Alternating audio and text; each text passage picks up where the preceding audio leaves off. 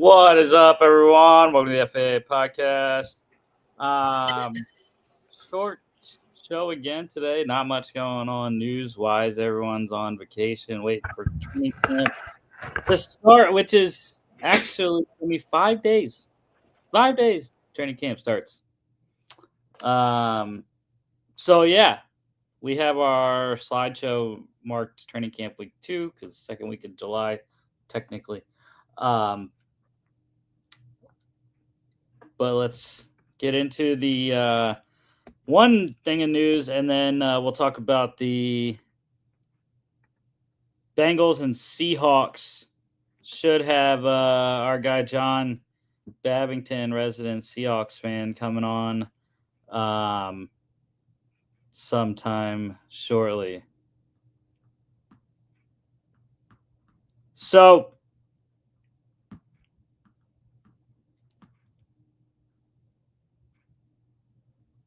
as you can see, got my shirt today. DC Defenders, UFL champs. Waiting on the hat though, so it's annoying when they ship it separately. But anyways, we'll get the hat and get that on the show here too. It's very nice, Under Armour. I didn't realize it was Under Armour, so it's pretty solid shirt.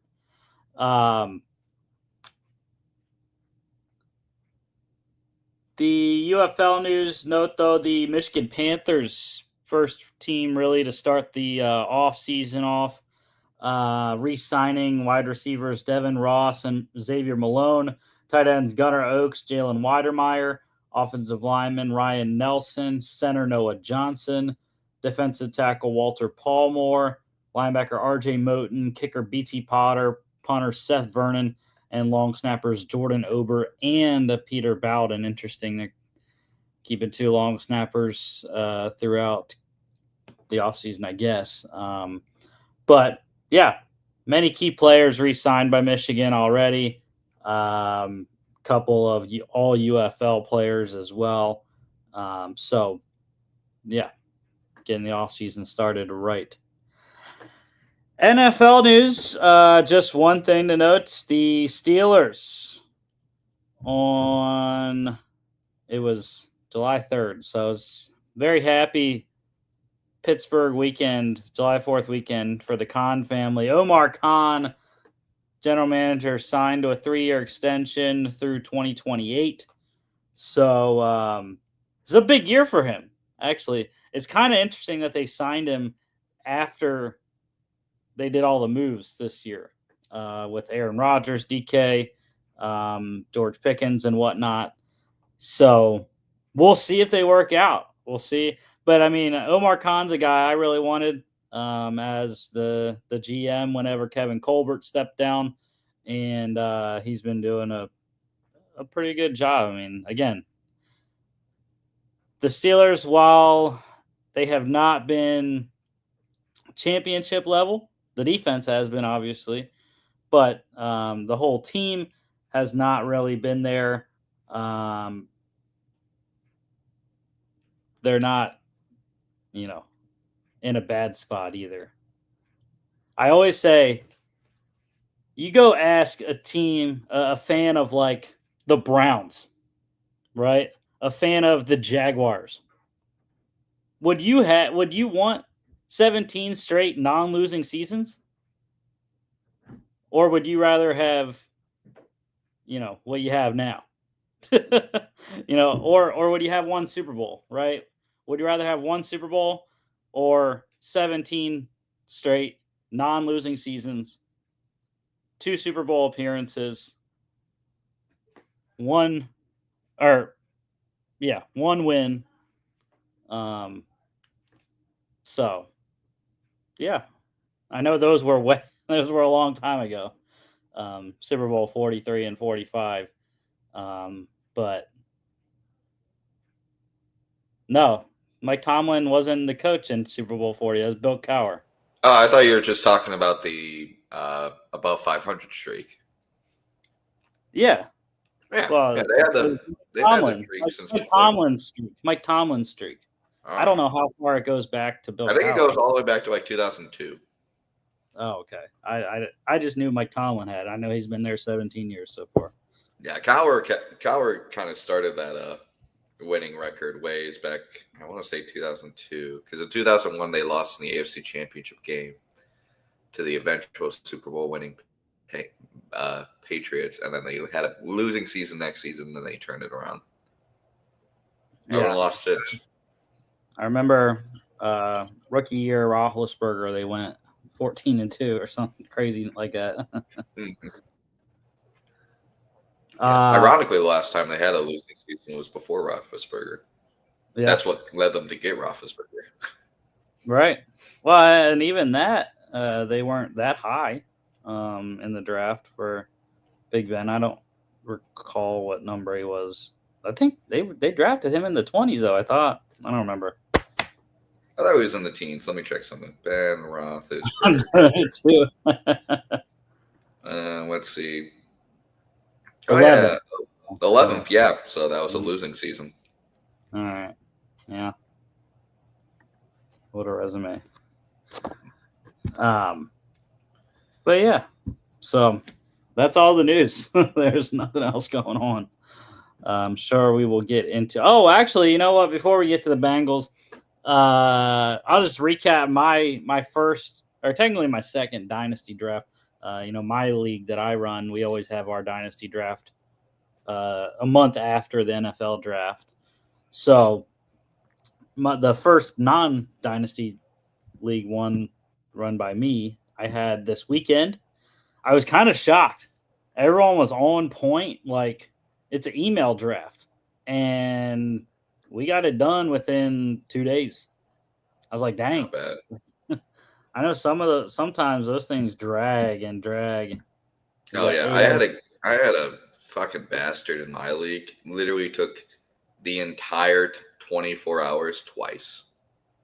Oh, yours was 24 hours? Yeah, we have 24-hour per pick. Dang. And he used it twice. And let me tell you, no one was happy. We were getting close to being like, hey, we're going to kick him out of the league and just disperse his players elsewhere. Like, that kind of angry. Yeah, I got the leagues, the 3 leagues that I'm on, the My Fantasy League app, those are 8-hour draft, 8-hour pick clocks there. But I had the number 1 pick. I have not had the number 1 pick in any league in a long time. The last time I can remember was 2017. I drafted David Johnson, my first pick of the dynasty league that I run. So that turned out very well. As we know how David Johnson's career went after 2017 was not great. But I was really, really bad team. This was actually an orphan team. I can't remember if I picked up last year or 2 years ago. But I've been trying to get this thing going and finally got the number 1 pick this year. Luckily, needed some running back help. So I got some good offers for number 1. I shared with you the Christian McCaffrey, Kyron Williams trade. I got a couple other ones that were involving Zay Flowers and Marquise Brown and another player that I can't remember. And 102 for 101 and Mike Gesicki. I was like, maybe like Zay Flowers. Marquise Brown, I think, is going to be a sleeper pick this year because he was hurt all last year. But I was like, no, I need running backs. I want Genty. I think he should be a stud. He's literally projected 17.7 points week 1. So I'm excited about Ashton Genty. Probably the only team I'll have him on. You're not going to have him unless you have the number 1 pick in Dynasty League, or you trade for him somehow. Not really sure where he's going to go in redraft. He's definitely a first rounder. I hear, though, there are rumblings like I haven't really gotten into redraft rankings yet, but I hear there are rumblings like Genty over Saquon, Genty versus Chase. Well, I don't know. I would not be comfortable drafting a rookie number 1 in a redraft league. That's just me, but probably someone's going to do it. But anyways, that was my first pick. First pick in the second round, I went Texans wide receiver Jaden Higgins. Love Jaden Higgins. Think he's going to have a good opportunity with the Tank Dell injury. And, Stephon Diggs gone. Nico Collins really looking for a number 2 to help him out. And I don't see anyone else on the Texans that will really be able to step into that role. So I think Jaden Higgins is going to have a good opportunity for some catches. A lot of targets vacated there in Houston. As long as CJ can throw the ball, can he get the ball out? That's the biggest issue there. Love Jaden Higgins though. Third round, I had 2 picks, first and 8th. These were harder picks for me. I have a rookie rankings article just like I did last year. I have not released it yet because I haven't written it yet, but I have my rankings done. And it was tough because I had guys ranked above these players, but I'm looking at opportunity and what the roster has to help me now and in the future. So I went with guys that were sort of high draft picks. Pat Bryant was my first pick in the third round. Broncos wide receiver. I didn't really like how high he went. I didn't think he would go in the third round in the real NFL draft. But again, kind of like Jaden Higgins, very good opportunity in Denver. Cortland Sutton looking for someone to help him out. The Broncos drafted him in the third round for a reason. Big jump ball, 50-50 guy. Going to give them some size on the outside along with Cortland Sutton. So like the opportunity there to grow with Bo Nix as well. And then my fourth pick, the 8th pick in the third round, I went wide receiver again. I went Raiders wide receiver Dante Thornton. Only reason I went him, I would have loved to get Jack Bech. I probably should have thought about trading up into the second round from my 301 pick, but I didn't think about it at the time. Went with his teammate, though. Dante Thornton, speedster, 4th rounder, I believe, in the real draft. 4th or 5th. Reason I took him, I was scattering the Our Lads rosters, and Our Lads has Dante Thornton as a starting wide receiver for the Las Vegas Raiders right now. That's why I took him. That's the only reason. So there's my dynasty draft. Genty, Higgins, Bryant, and Thornton. Break it down, Jimmy.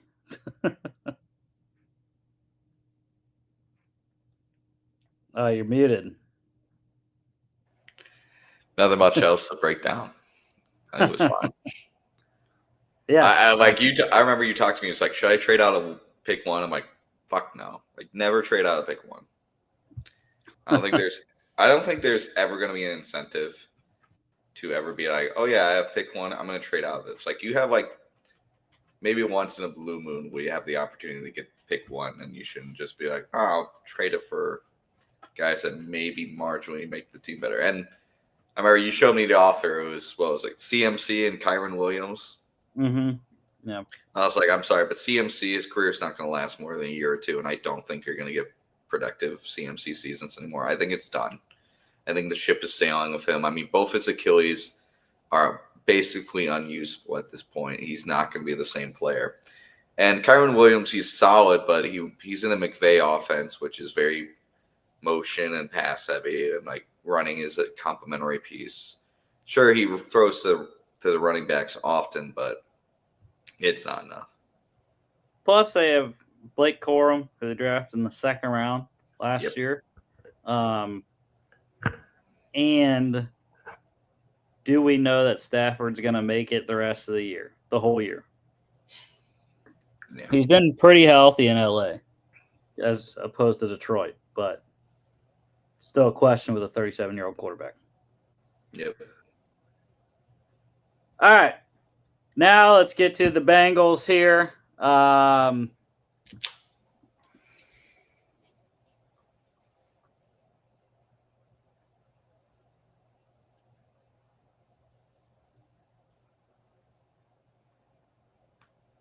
Losses. Running back Travion Williams went to the Patriots. Running backs Chris Evans is a free agent. Running back Khalil Herbert to the Colts. Offensive tackle Trent Brown to the Texans. Guard Alex Kappa to the Raiders. Defensive tackle Sheldon Rankins to the Texans. Defensive tackle J2 Fele to the Jets. Edge rusher Sam Hubbard retired. Linebacker Jermaine Pratt to the Raiders. Linebacker Akeem Davis-Gaither to the Cards. Corner Mike Hilton is a free agent. Safety Von Bell is a free agent, as is kicker Cade York. So, not a ton. I think that the trenches, though, is where you see the biggest name losses. Brown and Kappa up front for Joe Burrow. Rankins on the D-line. Hubbard, while he wasn't the greatest in terms of statistics, he was a locker room guy as well. And then I was shocked the linebacker loss. Pratt and Davis-Gaither, I thought are two pretty solid guys. Pratt especially, he's been top 10 in tackles like every year. So those were some interesting ones, I think, especially on the defensive side. Even though they weren't very good on defense last year, I don't really know who you blame because they already fired Lou Anarumo. So, yeah, I think it's like watching a team that is paying the Super Bowl tax lose all their good players, but they didn't win a Super Bowl.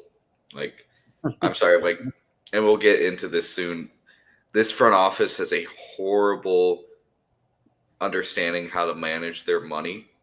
And we'll get into it when we get into the free agency signing because I'm looking at one player and one player in particular. And I'm also looking at two other contracts that they've paid out, both to offensive guys that I'm going like, well, you screwed yourself over because this team is not a great drafting team. This team is not great at, getting something out of nothing when it comes to just like low-key free agent signings, and we've seen it for years. So losing Brown and Kappa, sure they're older, sure they didn't really impress, and replacing them with nothing in free agency. I mean, Lucas Patrick, he was a signing. They had nothing special. They lost Rankins and Hubbard, and they replaced them with TJ Slayton in Green Bay, who is okay. Again, depth defensive tackle, nothing special. We're seeing the bad money management of a bad front office, and this, to me, their losses really pointed out to me this team is in love with its skilled players at the expense of everything else. Well, the reason why they're not that good at drafting is because they don't have many people. They have the smallest front office in the league. And that's a testament to Mr. Brown. Like, he's the one that, right? He pays the players, but he doesn't pay the guys that get the players. Or does he pay the practice facility to make the players? Yeah, and the renovations to the stadium or whatever. But yeah, free agent signings, a lot of re-signings, not a ton of outside guys coming in. Running back Zach Moss re-signed. They signed running back Samaje Perine back from the Chiefs. He started his career at the Bengals. Wide receiver T. Higgins franchised and signed. Tight end Mike Gesicki re-signed. They re-signed his teammate or his position mate, tight end Tanner Hudson. Re-signed guards Cody Ford and Cordell Volson. They signed guard Lucas Patrick from the Saints. Defense tackle B.J. Hill re-signed. They signed defense tackle T.J. Slayton from the Packers, like you mentioned. Edge rusher Joseph Osai re-signed. They signed linebacker Oren Burks from the Eagles. Re-signed safety Geno Stone, punter Ryan Ricow, and long snapper Cal Adamitis. Again, very uneventful offseason. It was the wide receivers, the Chase extension, the Higgins extension. They extended Gesicki, which I thought that was a misstep. I thought they could have went cheap at tight end. I do like it. Cody Ford is solid, I think, in the interior. Lucas Patrick, I like that signing. It was low cost. And he's a positionally versatile guy. I believe he can play all three inside. So he's going to be your swing guy inside. Other than that, I mean, the only other one that I'll talk about, Oren Burks. I mean, that's a loss, a big time net loss. Pratt and Davis Gaither versus Burks. I mean, Burks was not very good for Philadelphia in his limited time on the field. So I do like getting Geno Stone back as well. He's one of the better safeties in the league. Yeah. I mean, I'll be honest, very uninspiring. What they brought in 1, 2, 3, 4 free agents, most of them just depth guys. I mean, and some of them just pretty bad. Let's be honest. Burks, I thought was pretty bad. Slayton, I don't think was bad, but just mediocre. Patrick, sure he's versatile, but I mean, that Saints offensive line is bad. You know, a lot of injuries. So I thought, and I think a lot of people agree with this too, I thought they should not have kept T. Higgins. I think they should have traded him when they had the chance. I think doubling down on the idea that you can just pay Burrow and any weapon he throws to, and you can just win games like 45-42. It's just not going to work. You can't outshoot every team. You can't win every game 35-20, 28, and expect to win. It's not how this works in the league. And putting yourself in the position where you basically have to pay T. Higgins now is stupid. I mean, it's stupid. And then bringing back Gesicki, who was okay, but you didn't need him, in my opinion. He wasn't a game breaker. It almost feels like, remember playing Madden back when you were like really young, like before you really understand team building, and you just would always draft wide receivers because it was like, oh my gosh, look at this wide receiver. At least I always did.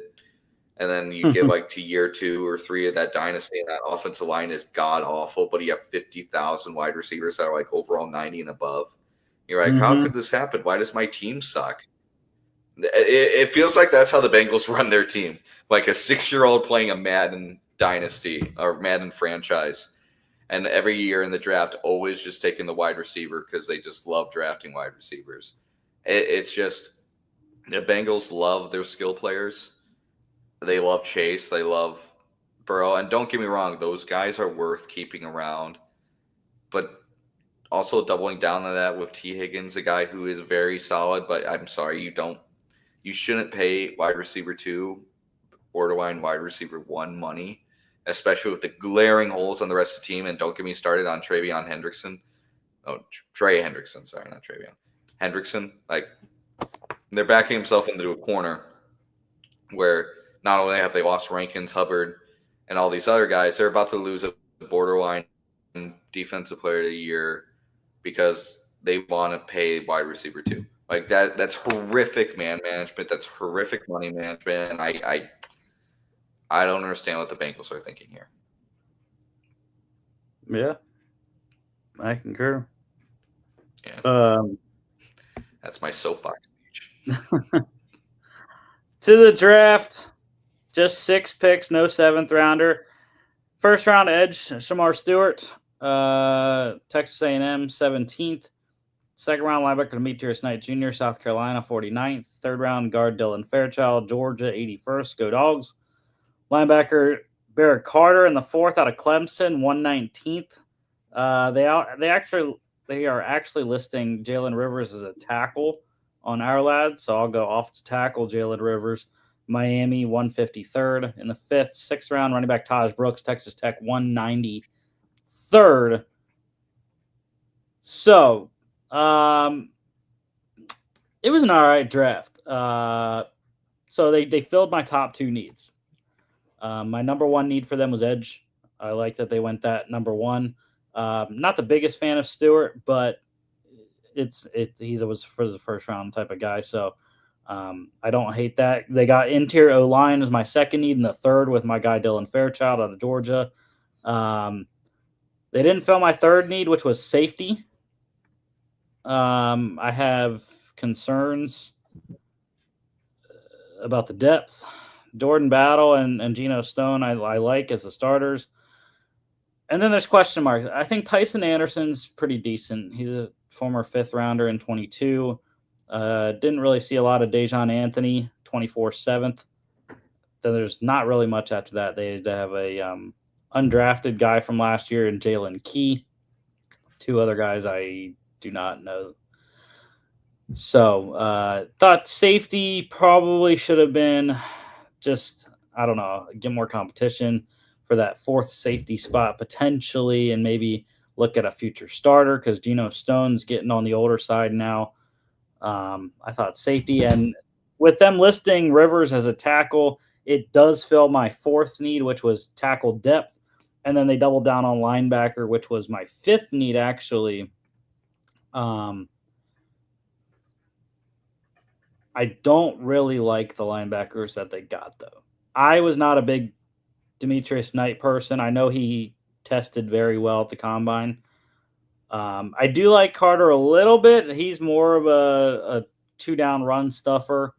Not as agile, but can definitely help you in the early downs. So, and then Brooks, I don't understand the Brooks pick at all. I mean, they signed Samaje Perine. I guess they're going to keep 4. They really have to. They re-signed Zach Moss. They signed Perine, and they drafted Brooks. So, unless they're cutting Perine or Moss, I don't see if Brooks makes the run, or they don't let Brooks make the roster if they keep 3. So I don't think there's any way that they don't keep 4 running backs. But I don't really like the Brooks pick. Again, I would have went somewhere. Safety was the only other need that I needed filled, or more of a true tackle. Then again, I think Jalen Rivers is a guard. I watched him at the Senior Bowl. He was god awful. I mean, he penalties, false starts, holdings. Doesn't anchor very well. So I don't like the Jalen Rivers pick at all. But go ahead, Jimmy. What do you got? I want to like this draft, but one thing that's pushing down on my brain, it's the Shamar Stewart fiasco that the Bengals have put themselves in. I don't think Stewart's a bad pick. In fact, I think he was picked about where he was in terms of value. It's just the fact that the Bengals picked a guy that they knew they were going to piss off and still did it anyway, and have now put themselves in a situation where this kid legitimately has said, I'm willing to re-enter next year's draft if you don't meet the contract demands that are very reasonable, by the way. I don't think they're out of reasonability. I think it's hilarious that this franchise, who I'm going to say is one of the most dysfunctional in the NFL, I think this is a dysfunctional organization top to bottom that is just being carried by the fact that Joe Burrow has so much aura that it's surviving. Their first round pick is just a perfect encapsulation of the issue with this team. They pick a guy at a position where they already had a defensive player of the year that they don't want to negotiate with because they want to bring back wide receiver too. And instead of getting his replacement, they might turn out to just waste the pick if this kid doesn't want to sign. I'm going to assume he's going to sign, but it's just an ugly image for this organization as a whole. I remember I was watching there's this Viking fan I like on Twitter, and like half his family is also Bengal fans. He has like I think extended family from like the Cincy area, and they were at the draft party at like Lambeau Field, like they were watching it, and it's almost the most comedic timing you could think of, because like the whole time the Bengal fans are going anyone but Shamar Stewart, anyone but Shamar Stewart, anyone but Shamar Stewart, up until with the 18th pick, the Bengals select Shamar Stewart, and they looked like they wanted to die right there. Like it's almost like they knew this was going to be a headache for the organization, and it turned out to be. I like Shamar. I think he's worth the 18th pick, and if the Bengals get their head out of their ass to just figure out the contract, good pick. Everything else, I don't know. I think Demetrius Knight is okay. I don't think his upside is that exciting for a second round pick. I would have gone with a more, dare I say, daring linebacker at the second round pick. I mean, I think of who else?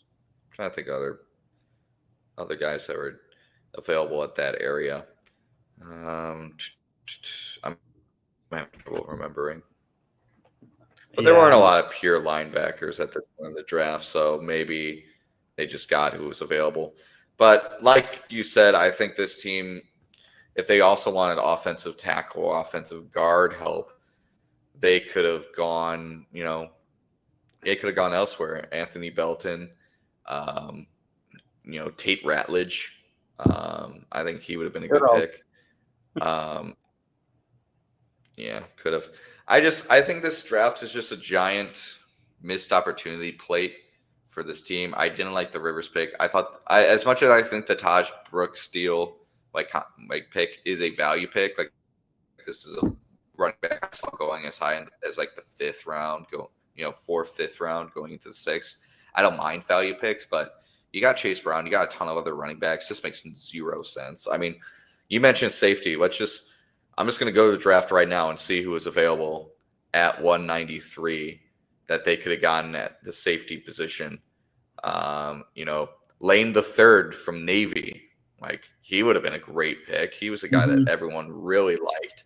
RJ Mickens from Clemson go into the 7th round. Who else do we got here for safety? Keenan Crawford out of Nevada. Hunter Wohler from Wisconsin.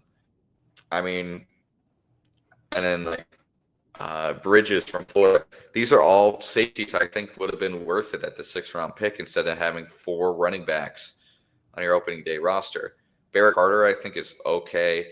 I keep coming back to this. This team is filled with okay guys at best, and they constantly short sell this roster by just giving everything over to Burrow and Chase and Higgins and be like, we'll be carried by these 3. Let's ignore everything else.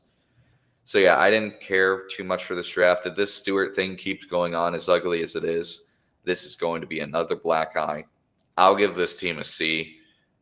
I don't love this draft. I think Stewart's fine. He should save this draft for you when he's signed. I like Fairchild. I don't care for Demetrius Knight or Barrett Carter. I don't care for Rivers, and I don't care for the Brooks pick. I'm C, bordering on C- right now. Yeah, I was thinking C+ in my head because I do like positionally what they got, but kind of like you said, not really loving a ton of the guys. Brooks is another one of those where it's like, dude, I really like the player. Hate the situation, though. He's super explosive and runs hard. I think he had fumbling issues at Tech. I can't remember. But I also will join you going a C here. And if John wants to grade when he pops on, we'll let him grade there. But Bengals schedule, it's funny, Jimmy. Doing the schedules, you look at the Bengals, you look at the Seahawks. They do the same thing. Bengals start the season and end the season with Cleveland.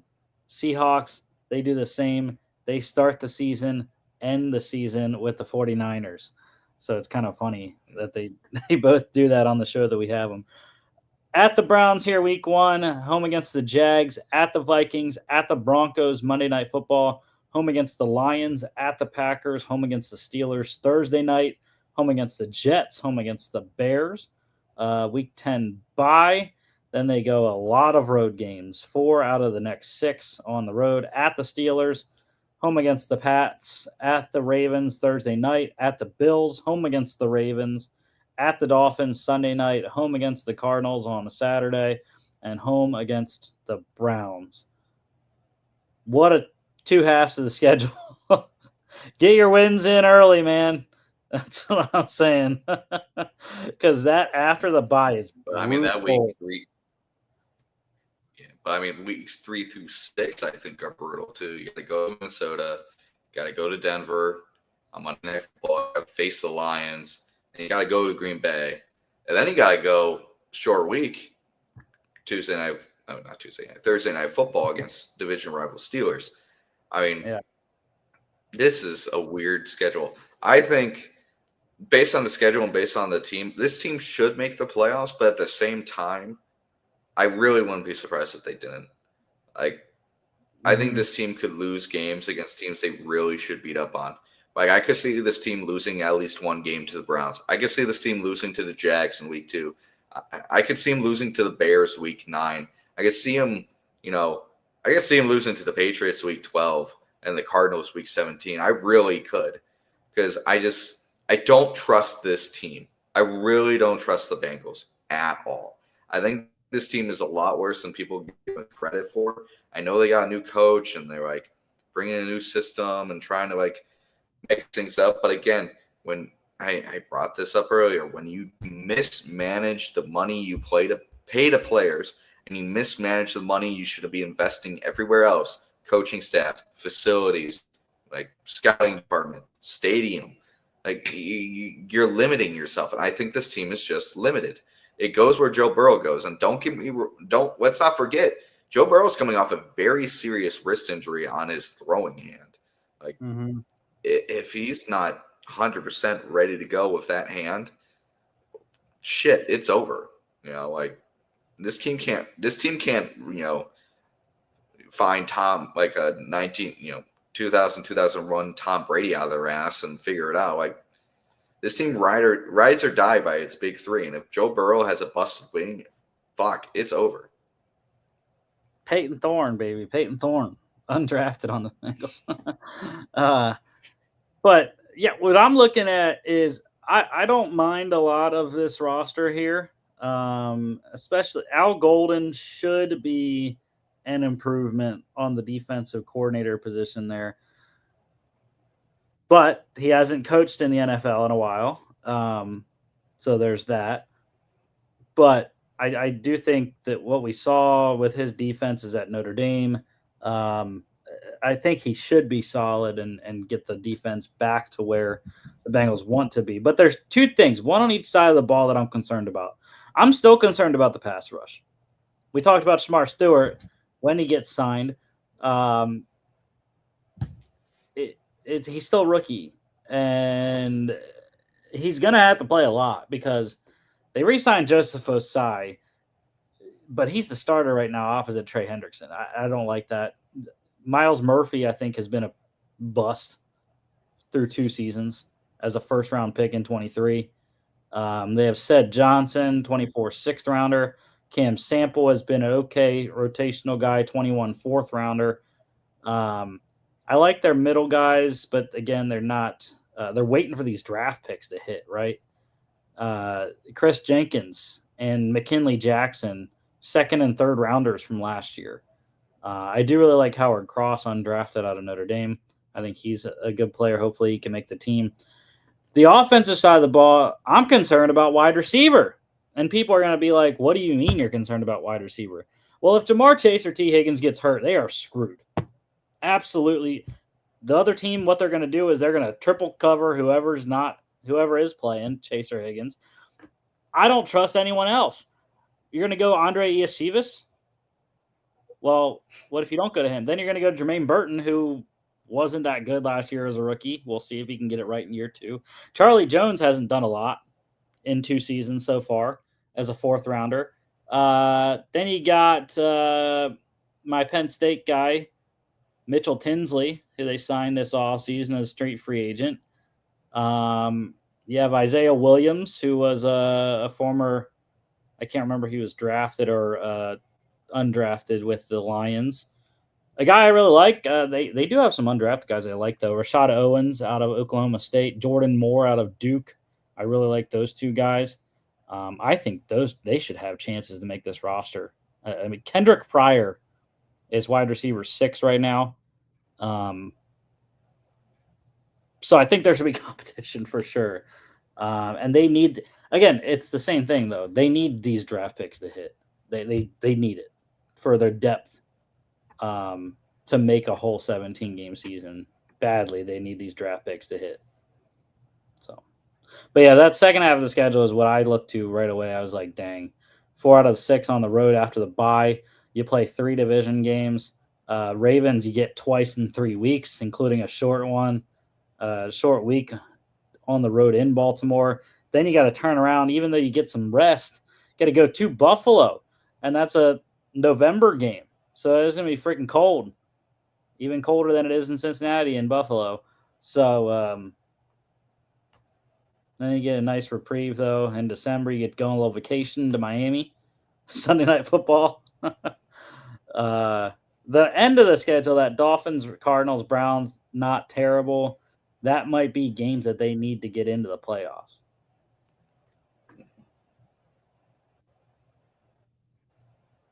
All right, John should be hopping on, I think, right now. But let's go on to his Seahawks here. Ton of movement. This was one of those few teams this year that just overhauled. QBs, 3 out the window. They traded Geno Smith to the Raiders, traded Sam Howell to your Vikings. Quarterback Jaron Hall is a free agent. They traded wide receiver DK Metcalf to the Steelers. Wide receiver Tyler Lockett to the Titans. Wide receiver Jalen Darden is a restricted free agent, so they should bring him back. Tight end Farrell Brown went to the Dolphins. Off the tackle George Fant is a free agent. Off the tackle Stone Forsythe went to the Giants. Off the tackle Jason Peters is a free agent. Still wants to play, by the way. He said he still wants to go. So we'll see. That midseason Jason Peters signing will hit like crack. Guard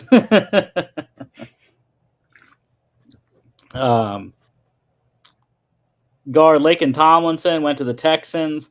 Defensive tackle Draymond Jones to the Titans. Defensive tackle Roy Robertson Harris to the Giants. Edge rusher Travis Gibson is a free agent. Corner Artie Burns went to the Dolphins. Corner Trey Brown went to the 49ers. Safety Rayshon Jenkins to the Browns. And safety Kayvon Wallace is a free agent. What is up, John? Hey, guys. How's it going? Good, man. We just got to the Seahawks. I just read all the losses, so that's what we're going to talk about right now. Wonderful. I am on my phone, and I'm about to switch to my laptop, so I will listen for the next minute or two. All right. Well, I mean, like we said, it's just an overhaul, the massive overhaul, especially offensively. 3 quarterbacks out, 3 wide receivers out, 3 tackles, and a guard. A lot of offensive shipping out, but we'll talk about what their replacements were in a second. I don't know. I don't know if the Geno for Sam Darnold thing is going to work out. I don't know. Jimmy, you could probably speak better on this because Sam Darnold was a Viking, so and Sam Howell is a Viking now. So I mean, I have my opinion. On Sam Darnold. I think Sam Darnold at his peak is a better quarterback than Geno Smith. I think, Geno Smith did a really good job in the Seattle system. But we also saw when Drew Lock came in and he looked awesome 2 years ago. So maybe there's an issue there. The only issue is, and I'm sure Seattle fans are thinking this, is holy shit, we signed him to term and we signed him to a lot of fucking money. I think that might be the biggest thing. I'm going to give my opinion, and John, maybe you disagree. I think as much as I love what they chose to do, which is let go of a lot of players, I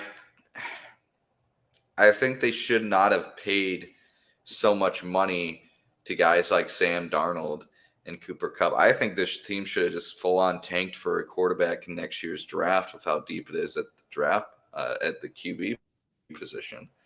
Maybe this team, maybe John, you think otherwise. Maybe this team thinks it can compete in this division with how up in the air teams like the 49ers and Rams and Cardinals are. I don't think shipping out Geno Smith and then spending a ton of money on Sam Darnold after a really good season, minus the final week of the season and the wild card game against the Rams. I don't think that's the direction this team should have went. I think this team made the right direction, letting guys go, getting value for Geno Smith and Sam Howell and DK Metcalf, getting rid of the older players, letting guys, like Laken Tomlinson and, Gibson and Burns and Jenkins go. I thought that was a smart thing to do. And the guys they brought back, they're already on the roster, guys like Ernest Jones, Josh Jobe, Josh Ross, the guys they brought back. I thought it was a good idea. I'm not sold on the signings. I'm not sold on this team competing in the way this team thinks it will. I think this team should focus in the direction of getting a long-term franchise quarterback. I know Sam Darnold's young. I think he's like 25, 26 or something, but I don't know. I don't believe in the Sam Darnold renaissance as many other people might. But yeah, I think they did a good job letting a lot of, old players go, Lockett as well. I think it's a smart thing to do with a team that just wants to get younger. I just don't think signing Sam Darnold was the right move. Same with guys like Cooper Kupp and DeMarcus Lawrence. So I'm not too far off from you, Jimmy. Rusty, I might have missed some of your thoughts, but first off, Sam Darnold's contract, the money that it shows that he's getting paid, it's a lot fluffier than it really is. Seattle can easily get out of that after this year. And I think it's Spotrac shows they could have a out and only have like $19.2 million in dead cap. So it's if Darnold poops the bed this year, Seattle could get out of it, wash their hands, and they have a good amount of cap space. So I think they've set themselves up for potential if Darnold ends up popping. I tend to lean that he probably won't, unfortunately. Then you could easily get out.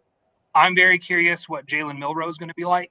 I don't think he's anywhere close to ready to be playing full-time quarterback this year. Might be not till year 3, but yeah, we'll talk about the draft in a sec. Yeah, so we'll get more to him there. But as for like the other free agent additions, I think just overall I would feel much better for this team if they still had Geno and DK. Seeing what DK got paid, I'm not necessarily upset with that departure. I think the drop from Geno to Sam Darnold is just going to be the biggest question that this team has to face. I think their defense has potential to be a top 5 in the league. If you look at the way they finished last season, they were top in many of the categories. Getting Ernest Jones back is going to be huge. And then I know you said not to talk draft, but we got a safety as well, who I think is going to help unlock this defense. And, that because of that defense, and if they can actually establish the running game, I think the Seahawks have potential to play for the division. People forget they lost the division because of a tiebreaker. I still think they didn't necessarily get better because of the quarterback position, but I could see a path to winning the division. As for making noise in the playoffs, I can't see that happening because to win in the playoffs, you need to be able to put the game on the quarterback's shoulders. And I hope I'm wrong, but I don't think Darnold can do that. I think at best he'll be a good game manager with a good running game and defense.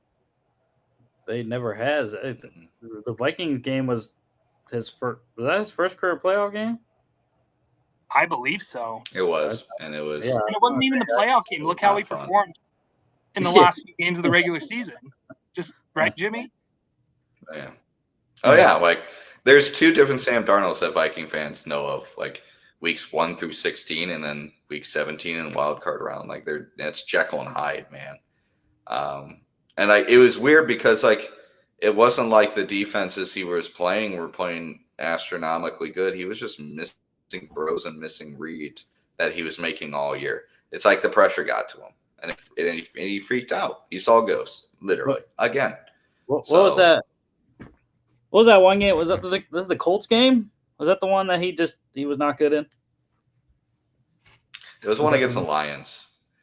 Final week of the season, week 17. Oh, I know that one, but there was that one primetime game that he got strip sacked. That was the first touchdown of the game. I think it was the Colts. Did they play the Colts this year? I don't remember. I don't remember. I don't know. But anyways, yeah, to recap the signings, because I didn't say all of them here. Quarterback Drew Lock got back from the Giants after year hiatus there. Quarterback Sam Darnold from the Vikes. Wide receiver Cooper Kupp from the Rams. Wide receiver Steven Sims from the Ravens. Wide receiver Marquez Valdez-Scantling from the Saints. Tight end Eric Salbert from the 49ers. Guard Josh Jones from the Ravens. Josh Jones is going to play tackle. He'll be a swing tackle for us. Yeah, he's guard tackle guy. Re-signed defensive tackles Jaron Reed, Jonathan Hankins, edge rusher Chenna Nwosu. Got edge DeMarcus Lawrence from the Cowboys. Re-signed linebackers Ernest Jones, Josh Ross, corner Josh Jobe, and signed corner Shamar Jean Charles from the Saints. So I don't know. I mean, I liked some of what they did. I agree with Jimmy, though. The elder statesman that they went after and Kupp and Lawrence. Re-signing Hankins. I know he's been pretty good in the run game, but I think it's a lot of exciting if healthy. Yeah. But that's a big if. But yeah, like you said, John, I really like the Jones. It's exciting if they played like they played half a decade ago. Yeah. DeMarcus Lawrence, before he got hurt last season, was ranked. He was performing as one of the best edge rushers in the league. Granted, he was healthy. Oh yeah, he was great. Yeah. Oh God, I didn't realize Cooper Kupp signed for 3 years. The dead cap isn't that big. Yeah, there's a buyout another 1 year. those. Never mind. One of those Yeah. like, oh yeah, it's a 3-year contract. Not really. Yeah. All right, to the draft here. First round, guard Gray Zabel, North Dakota State. 18th overall. 2 second-rounders, safety Nick Eamon-Worry, South Carolina, 35th. Tight end Elijah Arroyo, Miami, 50th. Third round, quarterback Jalen Milroe, Alabama, 92nd. No fourth. 3/5, defense tackle Riley Mills, Notre Dame, 142nd. Wide receiver Torrey Horton, Colorado State, 166th. Tight end Robbie Oust, Alabama, 175th. Whatever. I don't care. He's not going to make the roster. Yeah, he is. He's starting fullback. Guard Bryce Cabledew in the 6th, Kansas, 192nd. 3/7s, running back Damian Martinez, Miami, 223rd. Offensive tackle Mason Richmond, Iowa, 234th. Wide receiver Ricky White, the 3rd, UNLV, 238th. Go ahead, John. I love this draft, and very rarely do a lot of national pundits also love this draft. A ton of all the best drafts in the league. Granted, those are always wrong, so maybe that's not the biggest takeaway. But people love this draft, and I'm very excited. I'll just go straight down. So Gray Zabel, a meat and potatoes pick that they desperately need.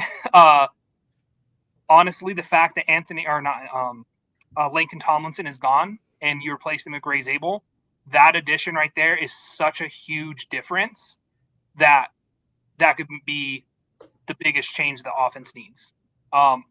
Laken Tomlinson was horrible. Granted, our right guard position wasn't great either, but Gray Zabel there, that's going to be huge. He's going to start day one. He's already been taking first team reps at OTAs and minicamp. As I alluded to earlier, Nick Eamon-Worry, I think he's going to be that. I forget who it was. They had described him as the queen on the chessboard for the defense. On the depth chart, he's going to read as the 3rd safety, but they're going to be moving him around a ton. There's been a lot of comparisons to Cam Chancellor. However, the way he plays, a lot of people are thinking Mike McDonald's defense will look more like Kyle Hamilton, where he moves around a ton. He was taking first team reps at weak side linebacker a lot of minicamp. So expect him and Worry to play everywhere. It says safety, but he's really whatever you need him to be. Elijah Arroyo, I'm really excited about too. It might be tough for him to get reps early on, unless they potentially trade away Noah Fant. Keep that in mind. I talked about Jalen Milroe a little bit earlier. That's a true wild card pick. If he hits in 2-3 years, look out. You got a Lamar Jackson-esque type guy. That's a big if. He could also flame out, but I'm also excited to see if he could potentially do a Taysom Hill-like role. Just utilize his speed more, maybe red zone packages, but we'll see. Riley Mills, intriguing defensive tackle. If he's healthy, he might start off on the PUP list. But I think he makes the roster and improves the depth. We had Mike Morris playing at 3-tech earlier, so I think Riley Mills could be a plus there. Torrey Horton, you're talking about the Seahawks receivers, JSN, Cooper Kupp. A lot of them, they can both play outside, but their bread and butter is inside. So you really need that big body / stretch type of receiver that DK was. You're not going to replace DK. He's a freak.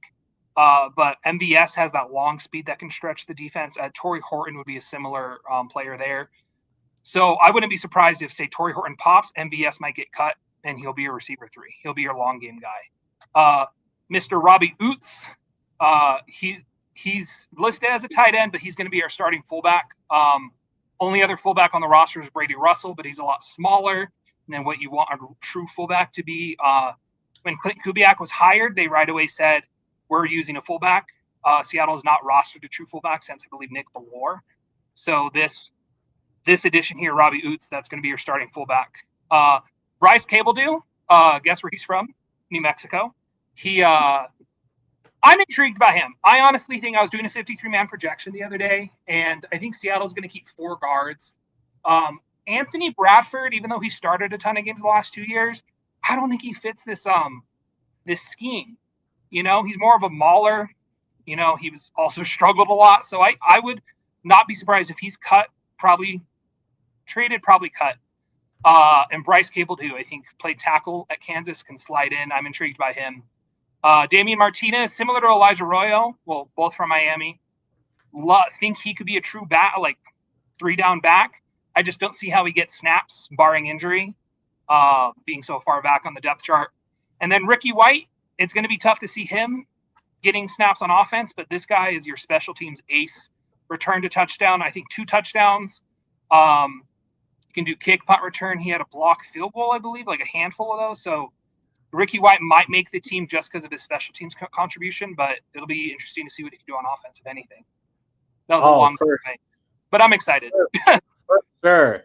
Ricky White is a punt block specialist. He blocked, I think, 4 punts last year. It was like back to back to back to back or something, right? Yeah, he blocked 2 in a game. I remember that. I think that was, I don't remember who that was against, but yeah. Seattle got the 2 best receivers in the Mountain West, Horton and White. John, you got a grade here. Oh, I don't like giving grades out. That's tough. Okay, you don't have to. That's fine. Cautiously optimistic. I'll say that. The reason I don't like grades is because those amazing Seahawks drafts when they were winning Super Bowls in the LOB days, those all got like D's, F's, like horrible draft grades, and then ended up being some of the best drafts in the league in the last 20 years. Yeah, well, this I agree. This is a fantastic draft. They hit I had a lot of needs for each team, just going down even into like depth positions. So Seattle in total, I think it adds up to 9 total needs. But again, all those aren't actual needs in terms of starters. They hit every single one. They did not hit corner, which was my 3rd need. They did not hit linebacker, which was my 5th. But otherwise, I love this draft. I love the players that they got. Like you said, Arroyo, the Miami boys are going to have a hard time making some hay. Love Arroyo. The question I have with Arroyo, though, I don't know how they're going to have to keep 4 tight ends. They're going to, essentially, because Arroyo's not a blocker. He's a move tight end. So I think the Eric Salbert signing makes a ton of sense. If they keep 4, go light at wide receiver. Unfortunately, I think that's going to be what they have to do. I think keep in mind, if Robbie Oots is making the roster as your fullback, he could come in and play some tight end role. Yeah. If you need an extra blocker. But I don't know. It's going to be interesting because I think Salbert has a good chance being a true blocking tight end. Brady Russell, too. He just moved to fullback, but he made the roster as a tight end last year. Mm-hmm. So that's going to be tough. The day 3 was fantastic. Riley Mills is a bowler out of Notre Dame.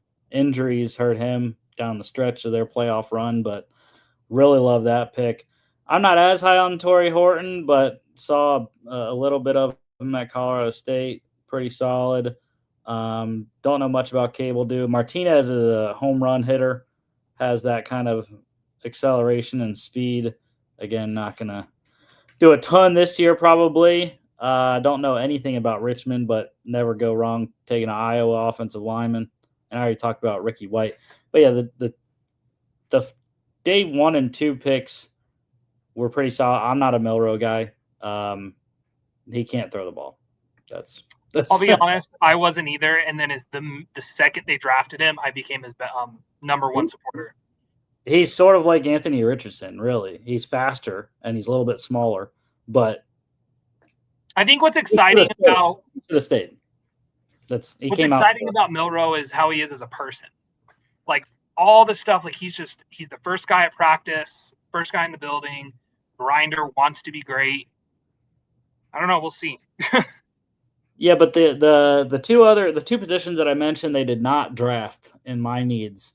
My 3rd and 5th needs, corner and linebacker. So corner, I like the starters. My former Eagle Josh Jobe, undrafted there. He's a dude. Reek Woolen, solid. Devon Witherspoon, solid. I liked Pritchett last year out of Auburn, 5th rounder. But after him, there ain't much. Shaq Griffin's coming back to Seattle. After Jimmy, did he do anything with Minnesota last year? I have no idea. Shaq Can't remember much. He was almost. I didn't even know he was on the Vikings. So he was almost out of the league. Actually, he was great. I'm not even kidding. Yeah, he joined the Vikings and had his a career renaissance. Oh, he was insane. I would really wanted him back. I agree. With corner, I think it would have been nice to get somebody there. It's going to be very interesting what happens at that position moving forward because Josh Jobe's on a 1-year deal. Reek Woolen's entering his last year of his contract, and then Devin Witherspoon has to be paid next. Devin Witherspoon, they're going to give the bag to. That guy's his stats don't show it because they weren't throwing at him, but that guy's baller, like top 5 perennial, like legit. So Reek Woolen got benched. He can't tackle and they run the ball on him. He's great when you run him out. So I don't know. I'm very curious what's going to happen. That could become a need very quick. I'm telling you, one of these 2 undrafted guys are going to make it. I think Zy Alexander is definitely going to make the roster. I would not count out Isis Waxter out of Villanova either. I like those guys too. And they're going to have to compete with Shamar Jean-Charles. Yeah. He's looked good in minicamp. I know nothing about Demarion Williams. Absolutely nothing. I don't either. He's been on the practice squad for like a year and a half. I don't know much either. Him and Tyler Hall. Tyler Hall's another guy. I have no clue. Tyler Hall was this is a little off topic. Tyler Hall was listed in a Madden 26 trailer because he was wearing 33, and I think a lot of people thought that was Jamal Adams. He was like on defense making a tackle, and I'm like, this guy's not been on the regular season roster. Linebacker you brought up. I honestly think linebacker is kind of set. I think Ernest Jones and Tyrese Knight are going to be your starters. Ernest Jones, I think he's been severely underrated. I think what hurts him is that he was traded twice in a year. I don't know why, because he's been great. He's a great person off the field. He's changed the defense immediately once he came here. And then Tyrese Knight, I think, is also underrated just because he was a surprise 5th-round pick out of UTEP. Like, not a lot of people knew who he was, but when he came into the lineup halfway through last year, he popped. And then he popped off. So I think you're good at starter. And then if Iman Wari's coming into play at weak side as well, like I think he's going to be a pseudo linebacker for you. And then Drake Thomas is your backup. You have Josh Ross there. I think linebacker's a little more set than people anticipate. I wasn't upset that they didn't take a linebacker. I would have liked a corner. That again is the thing. It's depth. I don't trust Drake Thomas, Josh Ross. Derek Jackson, undrafted this year. I don't really know anything about Patrick O'Connell. So that's my stance on a linebacker there. I do not know where Jimmy went. Jimmy went away. I don't know. Oh, he had to go. Okay. Well, yes, we will not be getting Jimmy's thoughts on the draft.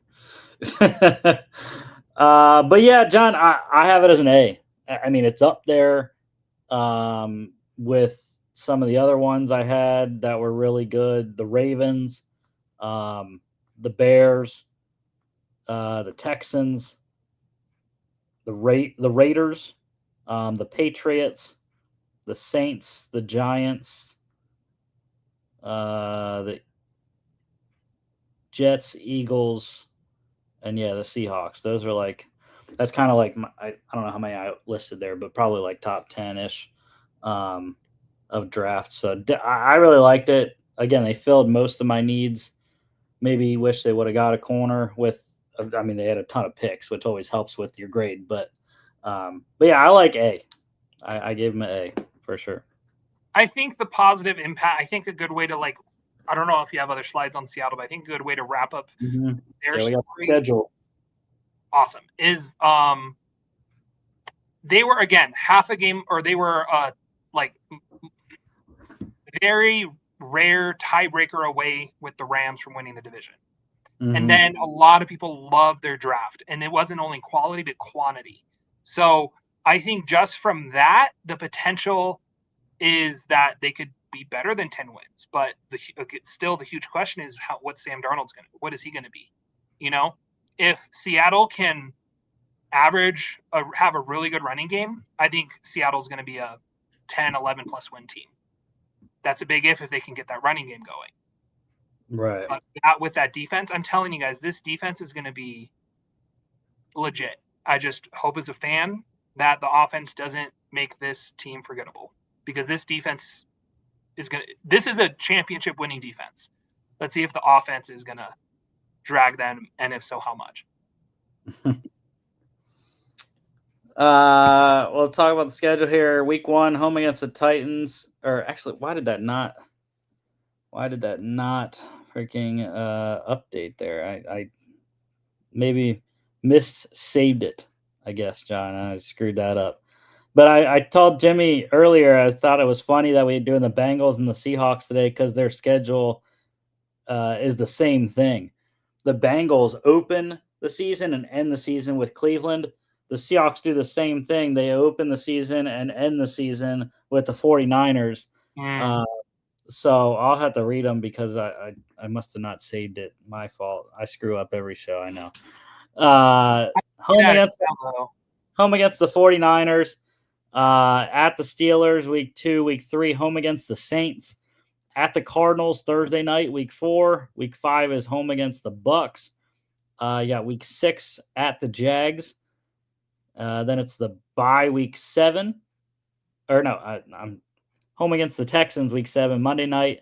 Bye week 8. At the Commanders, Sunday night, week 9. Week 10 is home against the Cardinals. Go to the Rams, at the Titans, home against the Vikings, at the Falcons, home against the Colts, home against the Rams on Thursday night, at the Panthers on a Saturday, and then at the 49ers.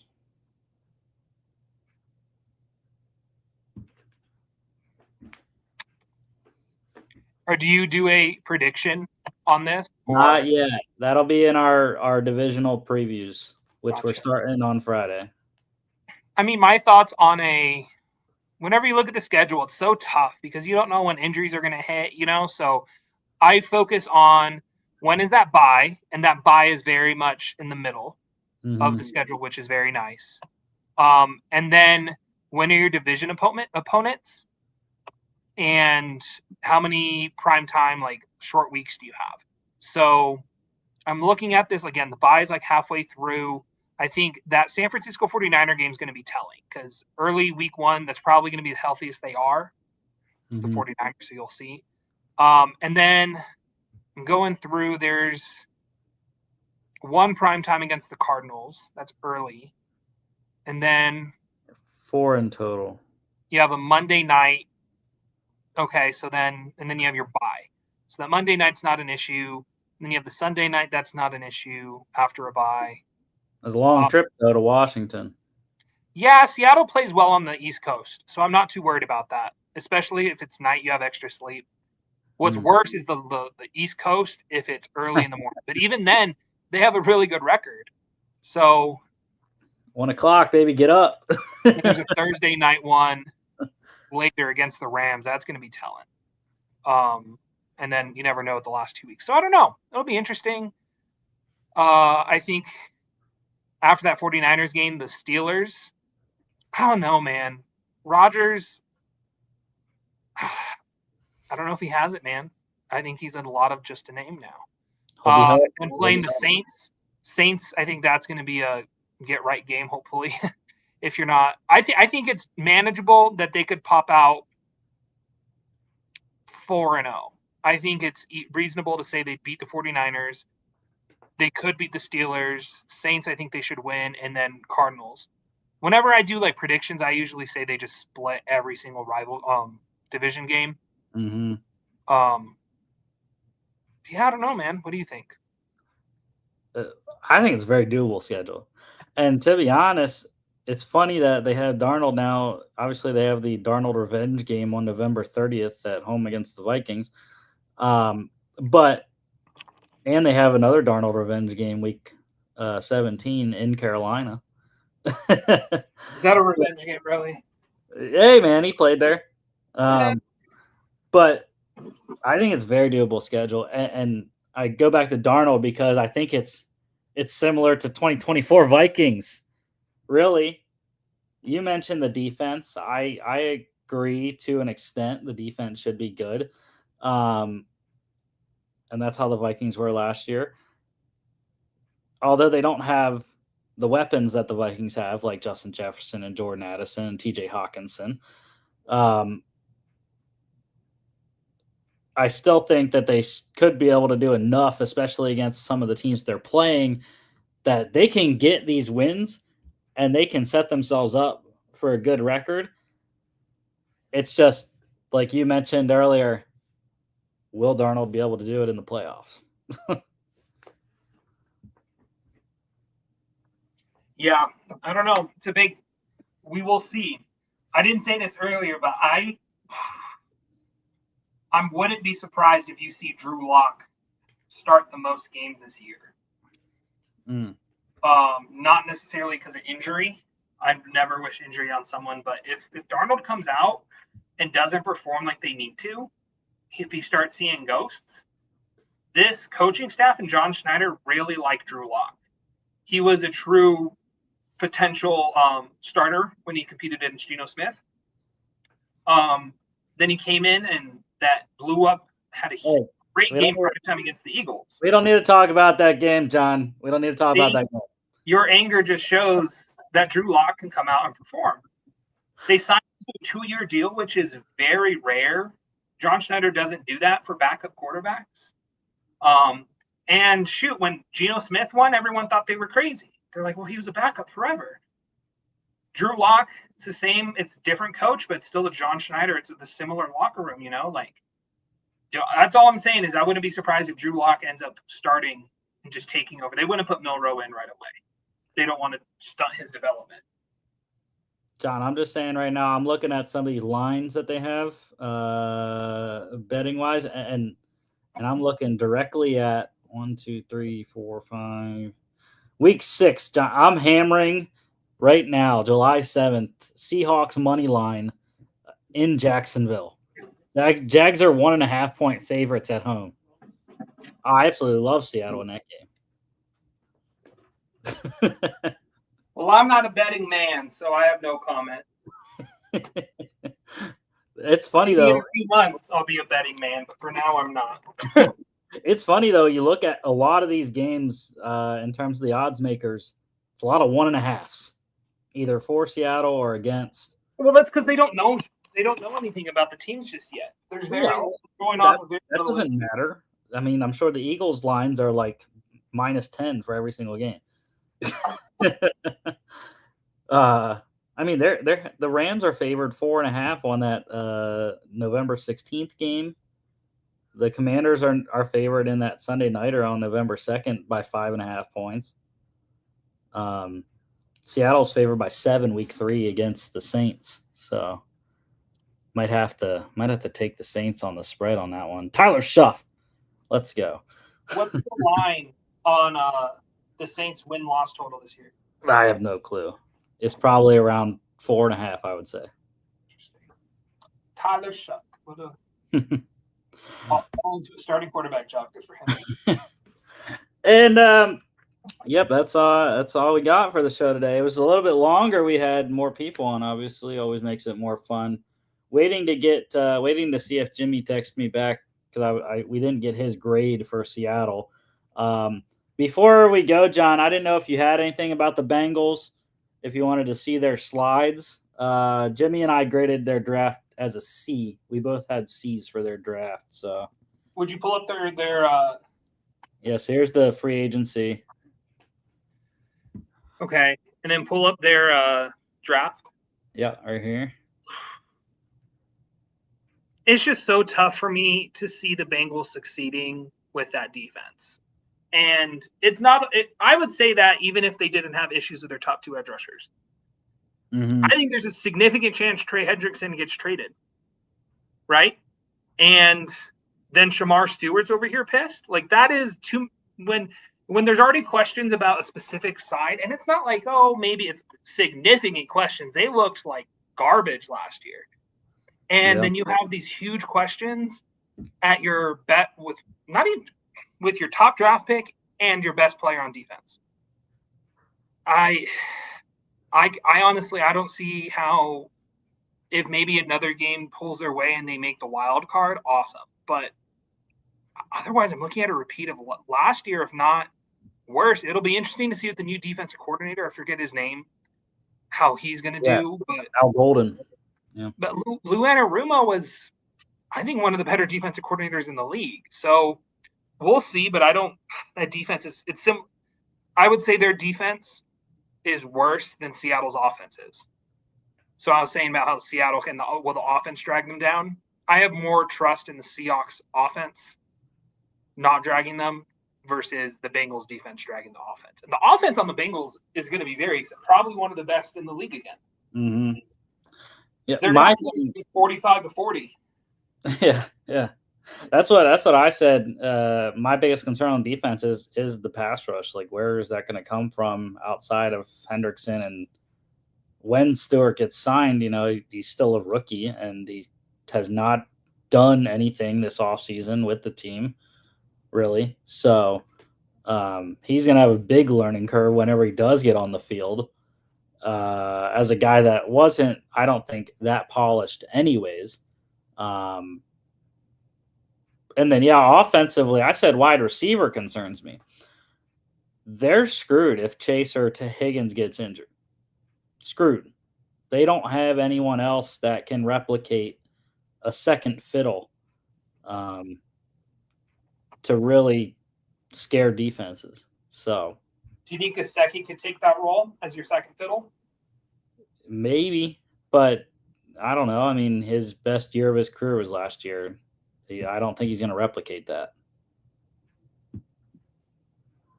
And then this was the schedule here.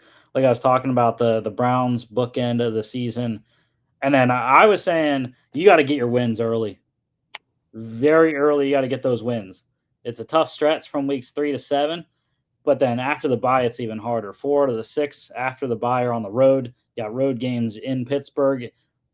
2 out of 3 against the Ravens, including a Thursday nighter in Baltimore. You got to go to Buffalo and then to Miami as well on Sunday night. So, yeah, it's going to be difficult. And I said I think those last 3 games the Bengals might need maybe all 3 of those to get to the playoffs. Imagine Myles Garrett ends Joe Burrow's playoff chance week 18. That feels very appropriate. Not saying I'm rooting for it. Well, the Browns might want to lose week 18. Potentially, maybe. How many times is that not working the way you think it's going to? Yeah, I know. Well, hopefully it's not Jake Browning week 18. We'll see. But yeah, that's the show. Next week, we're starting our division recaps, our division previews this week, and that starts with the AFC South. We got next Monday, though, NFC East. Talking Eagles. Will they be the first team in a million years to win the the NFC East back to back because they were the last team to do it. And of course, talk all the shenanigans with the Cowboys and the Giants as well, and Washington, see if they can repeat Jaden Daniels' second season. Anyways, don't forget to follow us on all our social media at FAA Podcast, Instagram, and XFA_bets on X as well. FAApodcast.com is our website. Check us out here on YouTube, Facebook, X, and Instagram, as well as Spotify, Apple Podcasts, iHeartRadio, and TikTok at FAA.podcast. And we will see y'all back for Football Friday.